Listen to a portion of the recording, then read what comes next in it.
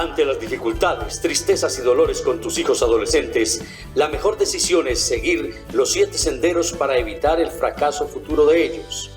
Cosiendopasionesrotas.com.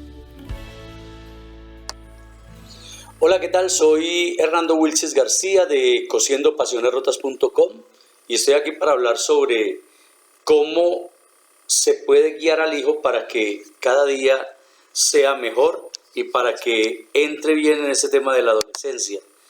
Hay parámetros importantes que pueden servir para que cada uno de los padres de familia, para que las mamás, los abuelos, los familiares, ante todo los papás,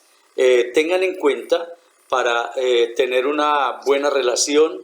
un buen encuentro con los hijos en este proceso de enseñanza-aprendizaje. Bueno, el primer tema que debe tener en cuenta es que el papá no debe ser amigo del hijo. El papá tiene que cumplir el rol de padre de familia, tiene que cumplir el rol de acompañante, de guía, pero no es un guía común y corriente, no es un guía demasiado aislado o demasiado lejano de la persona que tiene que acompañar. Es un guía afectivo, es un guía emocional, es un guía actitudinal, es un guía que tiene que irle indicando poco a poco el sendero que debe seguir el niño en ese proceso de crecimiento. Alguna vez un padre le dijo a un niño, cuídese mucho cuando tenía que salir a la calle, y el hijo le respondió, creo que de manera muy inteligente, el que tiene que cuidar los pasos que va a dar eres tú, papá, porque yo siempre seguiré tus pasos. O sea que es más o menos esa una de las ideas que debe tener en cuenta el padre de familia para tener una buena relación con el hijo. No es el papá el amigo estrictamente en el sentido de la palabra del hijo, el cual le permite llegar tarde de la noche, el cual le permite hacer cosas que son consideradas como indebidas en su debido momento. Debe ser el papá un guía, debe ser el papá un acompañante afectivo, debe ser el papá un acompañante emocional del niño para que tenga un buen recorrido a través de ese camino de crecimiento y de formación en la vida. Tiene que darse cuenta, como segundo punto, el padre de familia, qué tipo de enfrentamientos, qué tipo de conflictos va a tener con el hijo. No puede trenzarse en todo tipo de discusiones que el hijo le plantee, sino mirar bien en qué momento puede discutir y en qué momento no. Saber cuándo debe salir del tema de la discusión con el hijo, porque esto le puede acarrear graves problemas al padre de familia, que tiene que conservar el tema de la autoridad para que el hijo siga creyendo en él como un verdadero guía. Uno de los temas que realmente genera inconveniente en la relación padre, madre e hijo es el tema del celular. Y resulta que el ingreso de la tecnología en la sociedad,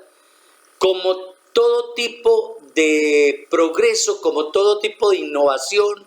como todo tipo de desarrollo, ya ha pasado, por ejemplo, en épocas pretéritas, en épocas pasadas, donde se han dado nuevas etapas de la vida y donde se han generado serios peligros. Se generó serio peligro en la época lítica, en la época donde hubo que domesticar la naturaleza y los animales, hubo peligro. Sin embargo, cuando se logró que estos temas se encajaran en la situación de la vida del hombre, pues la vida fue más llevadera. Se dio, por ejemplo, la revolución industrial, donde se generaron cambios por la aparición de máquinas como la máquina de vapor y otro tipo de tecnología que iba a permitir mayor desarrollo en los medios y modos de producción. Entonces se generaba ese miedo por lo que pudiera pasar con eso, para el hombre. Por ejemplo, la creación del avión, pues produjo miedo en su momento. Hubo mucha gente que se estrelló, así como cuando han aparecido desarrollos químicos, ha habido mucha gente que ha perecido por apenas empezar a conocer el tema, pero todo al final lleva a un mejoramiento de la vida del hombre, porque para eso aparecen este tipo de inventos. Y hoy por hoy aparece la revolución virtual, en la cual seguramente en algunos años vamos a tener que ingresar todos. Sin embargo, hoy por hoy es un problema el que los niños se conecten con las pantallas, porque infortunadamente se ha llegado a un desarrollo tecnológico donde ha encontrado a una sociedad adulta poco preparada, poco dispuesta para acompañar a los hijos en este tema. Yo creo que aquí es un llamado para que las personas que no están vinculadas como nativas digitales comiencen a entender un poco que hay que nivelarse para poder ser buenos acompañantes de los niños que hoy o mañana van a tener que recurrir en la parte de salud, en la parte educativa, en la parte de comunicaciones, en la parte de recreación, de entretenimiento. Van a tener que entender que la virtualidad es parte de la vida del ser humano como otra manera, como un cambio, donde seguramente van a aparecer los nuevos empleos y las nuevas posibilidades para que la gente se desempeñe laboralmente y tenga mejores posibilidades de éxito en la vida. El que no esté conectado con la parte virtual, seguramente la sociedad los irá sacando. Por eso, en este tema, cuando hablamos del uso del celular, la recomendación que le damos a los padres de familia, a las mamás, que dicho sea de paso, tal vez son las que más protestan por este tema, es que en lugar de quitarle el celular al muchacho, al adolescente, hablen con él, dialoguen y pongan reglas sobre el uso del mismo, pero tienen que saber exactamente qué tipo de beneficios puede traer el celular y qué tipo de inconvenientes también pueden tener este tipo de situaciones para la vida del ser humano. Evite discusiones, ponga normas, ponga castigos con cosas que realmente toquen a la persona que está incurriendo en el tema, en este caso el hijo, para que él pues entienda que hay que ganarse las cosas con buenos comportamientos, pero no incurra en discusiones que al final de cuentas van a enrarecer el ambiente suyo como padre de familia, van a enrarecer el ambiente del hijo y van a enrarecer además el ambiente de toda la gente que rodea en un momento determinado en la familia. Evitar discusiones, evitar alegatos, cantaletas, porque esto realmente pues genera estrés, genera cierta fatiga en el muchacho y en la persona adulta, porque al final de cuentas pues cuando hay una pelea, cuando hay una discusión entre el padre, la madre y el hijo, o entre el padre e hijo, madre e hijo, pues muchas veces, la mayoría de las veces, el hijo se va, se conecta con los grupos fuera, se conecta con los amigos y prácticamente esta conexión le sirve para olvidarse del problema que tuvo en la casa. Y prácticamente la persona que está cargando con el problema en una mayor magnitud es el padre de familia que sufre y la mamá que sufre mucho más. Entonces, lo más importante aquí es evitar ese tipo de discusiones que pues va a generar mucho estrés y al corto o largo plazo seguramente va a generar enfermedades que pueden incluso llevar a la persona a la muerte. Entonces hay que cuidar que sucedan este tipo de cosas. Mucho cuidado con las personas tranquilas, con las personas que de pronto no muestran mucho inconveniente. Hay que estar atentos, hay que estar expectantes,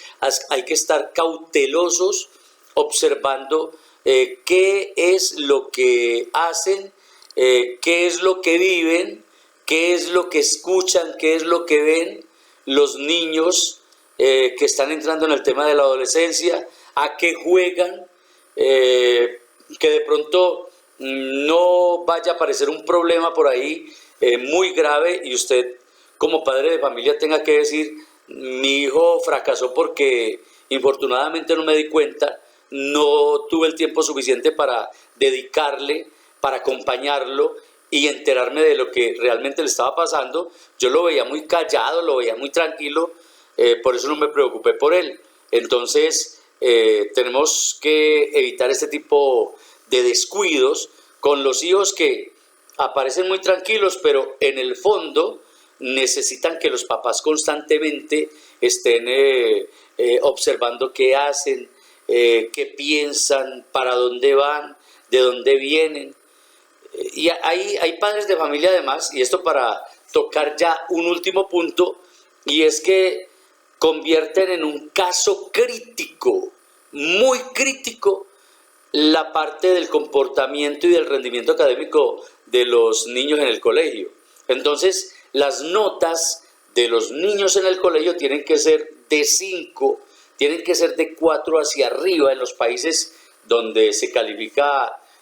con notas de 1 a 5, o de 10 en otros donde la nota es de 1 a 10, o